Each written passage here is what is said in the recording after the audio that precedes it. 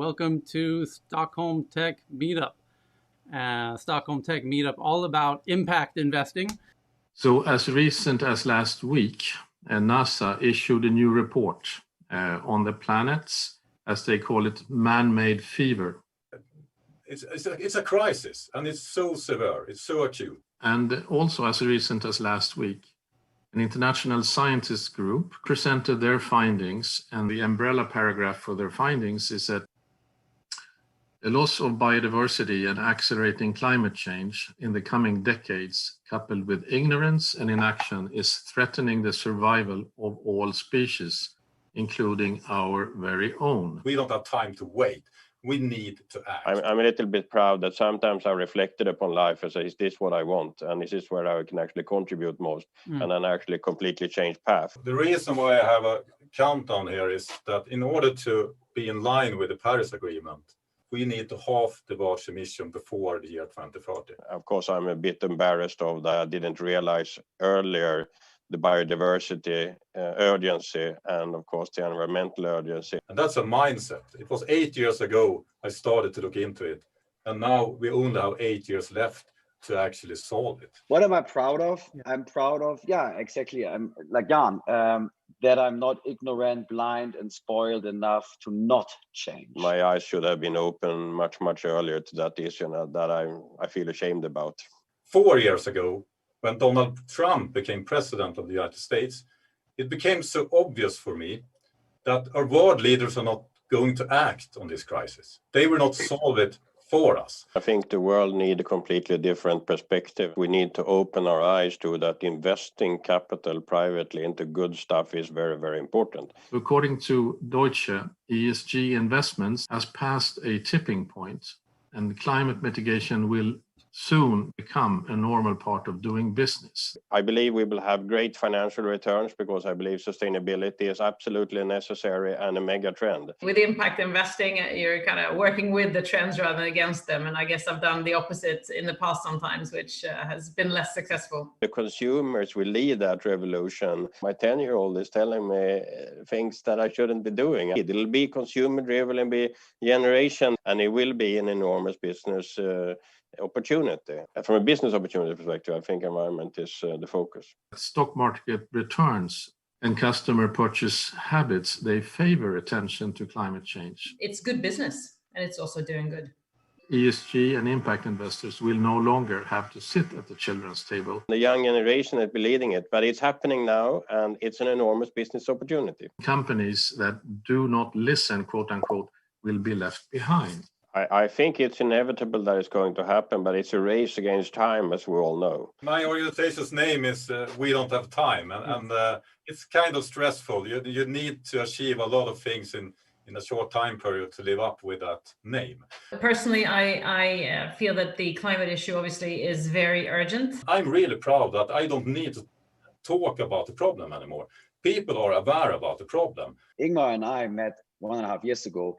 So yes, sustainability is the new digital. There's a huge opportunity out there now for startups helping the bigger companies to take out CO2 out of the value chain. No one in this space taking a holistic approach on the climate crisis. Everyone is just focusing on like food. We need to have low emission food, like plant-based food. That's great.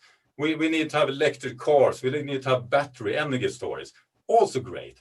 But every one of us, needs to do our part. We don't only need startups to do the right thing, we need the big companies to do that as well. We can't just trust the new entrepreneurs to come with all the solutions because we don't have time for that. We need to change the big business and go sustainable. So therefore, it's important that people speak up, and of course that the consumers speak up, and of course that the investors with the large pools of capital do act upon it. If 1,000 companies do everything right, I mean, it's great that we have impact investors that are investing in the companies that are doing the right stuff.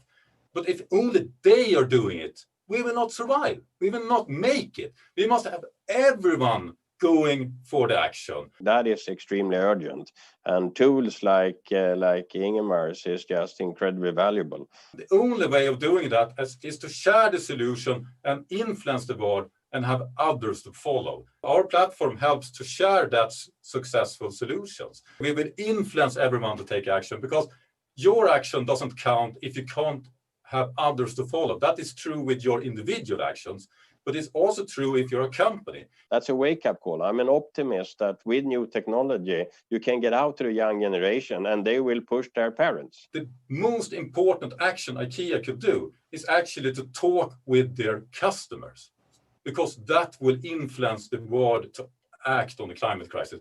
And I'm just telling you one thing.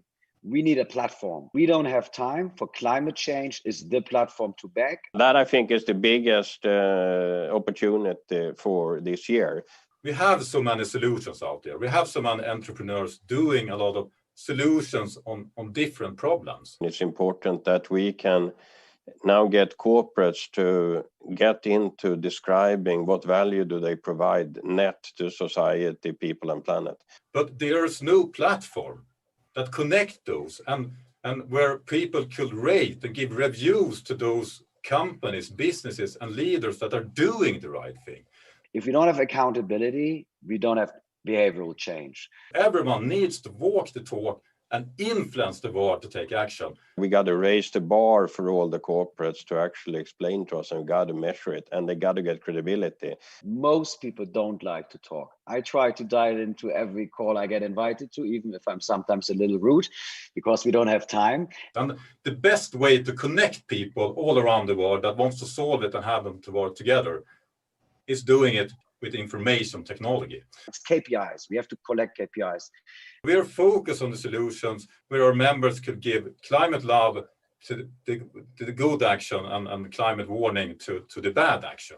Like, who actually decided that we can sell this rainforest? Here we can use tech, like Ingmar says, that we are all consumers and we can actually rate the corporates and force them to change and force them to declare how they actually help people and planet. We need to change the whole system. And I firmly believe that if we change the system so that the companies that are doing the good stuff, that are doing climate action and also communicating, are successful of influencing others to engage in that and share that, that will lead the change. I'm totally convinced of that. And we have succeeded already with so much impact. We need ESG data, which tells us accountability. There's so many solutions out there, but people are not aware about them. So what is happening on our platform is that people are sharing those solutions to others. So people are aware about them. Our platform is not about shaming companies.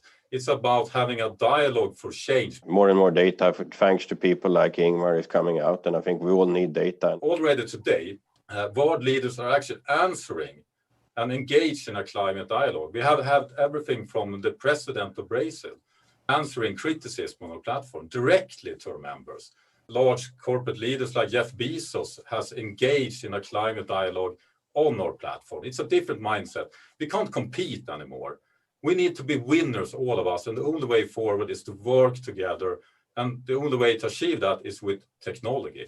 We Don't Have Time is just a fantastic platform. We did a small webinar together a couple of months ago about the future of travel and how we can turn it more green. I had anticipated 100, maybe 150 viewers. We had 16,000. A big difference between our platform and other social networks is that on our platform, the conversation is not about if we have a climate crisis or not. It is about how to solve it. They have created a platform where it's based on science and people are not shouting at each other. Today, we also work together with a large social media platform, such as Twitter is actually our partner that is helping us to reach millions of people. You've created a platform that is outstanding compared to the platforms that we're used to using, where there's so much fake news and bias. Yeah. We helped Ericsson to have 8 million viewers, so we could do much better than Chris were talking about. Keep up the good work, guys. Cool. Thanks. When people work together on a global level, and if you connect the right people, exactly as Tyler is doing here in the investment space, we are doing the same in the climate space. That has a great impact, and that is a driver for change. What really drives me, and I'm proud of, is that we are going to get the truth. Like we will find the truth of climate change through KPIs. Where we're inviting more investors to join this, and together with me and Marcus, also one of our lead investors, we're going to take this further and scale up our business and have a great impact on the whole world. And ladies and gentlemen, we don't have time. We need to act. We will fail if we are too slow. It's so many great people here doing great stuff, but I'm sorry to say, we are failing. We are doing it too slow. We have to connect the dots with data. And that's why Ingmar and I, we clicked so well, because he has exactly the same mentality. We need to do so much more. And I firmly believe that the only way forward is not to focus on only the reduction. We need to focus on the action, what to do now.